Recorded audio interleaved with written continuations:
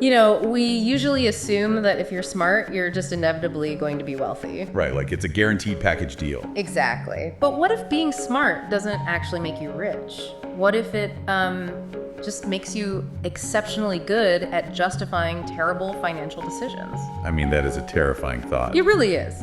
So welcome to today's deep dive. We've got a fascinating stack of sources today. It's a mix of behavioral economics research, some psychological profiles, and this core briefing titled, Why Smart People Stay Broke. Yeah, and our mission today is to unpack this really counterintuitive paradox. We are looking at why top earners, so your doctors, your lawyers, your engineers, are so frequently living paycheck to paycheck. Which makes no sense on paper. It doesn't. And it's actually staggering when you look at the data because, well, your IQ explains less than 5% of your financial outcomes. Wait, less than 5%? That really forces you to ask what all that brain power is actually doing to our wallets then. Well, it's not always helping, that's for sure. Because having a massive IQ without any financial discipline, it sounds a bit like putting a Ferrari engine into a golf cart. Sure, you've got a lot of power, but you're just going to crash it faster. I love that analogy. It's actually a bit more insidious than just crashing, though. Yeah. In the research, psychologists draw this hard line between IQ and your RQ, which is your rationality quotient. It's rationality quotient, okay. Yeah, having a high IQ just means you possess the analytical horsepower to build incredibly elaborate, logical sounding excuses for purely emotional choices. Oh, wow. It's a phenomenon they call motivated reasoning. So, the smart brain wants the shiny $80,000 car, and then it basically works backward to write a brilliant internal essay on why it's a sensible investment. You've got it perfectly. Yeah. And that pairs dangerously with hedonic adaptation. Which is lifestyle inflation, right? Exactly. Your spending instantly rises to swallow up your new salary. So you get a huge promotion, but because your baseline for what feels normal shifts upward overnight, you end up making double, but saving absolutely nothing. And because they're so smart and good at rationalizing, they never step back to question that baseline.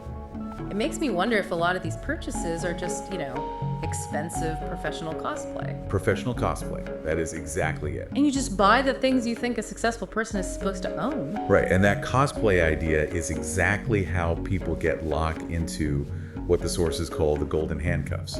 It starts with that identity spending. Like the luxury SUV that says, hey, look, I made partner. Yes, but then you become completely reliant on maintaining this incredibly stressful high income just to keep the illusion going. And imagine once you're in that deep, stepping down feels completely impossible. Oh, absolutely, because of the sunk cost spiral. Yeah. This uniquely affects high IQ individuals because their ego is so tied up in being the smart one. So admitting their lifestyle is financially unsustainable feels like a direct threat to their core identity. Exactly, so they refuse to downsize. And then you add to that the timing trap. The timing trap? I'm not familiar with that one. It's pure arrogance, honestly.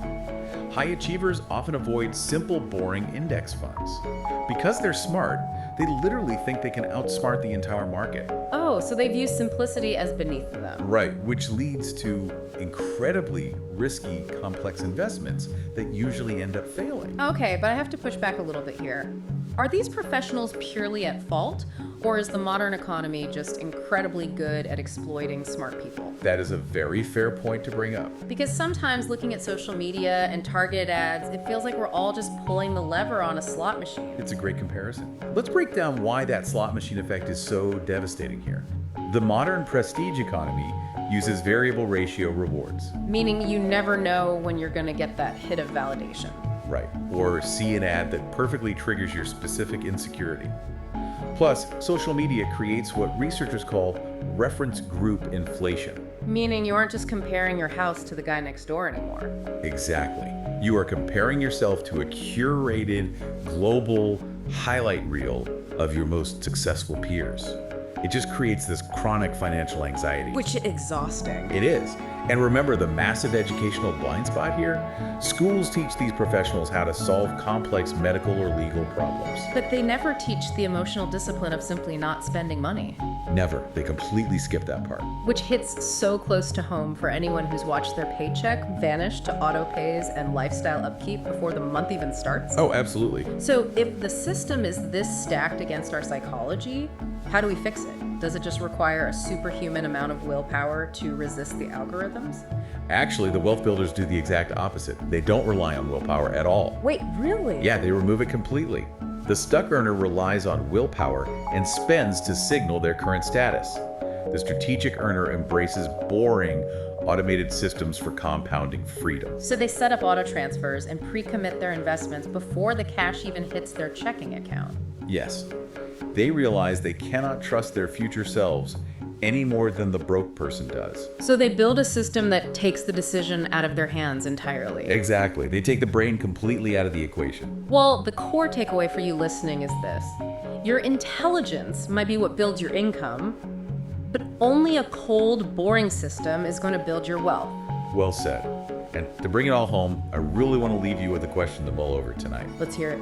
If you had to audit your last 5 major purchases, were they actually functional?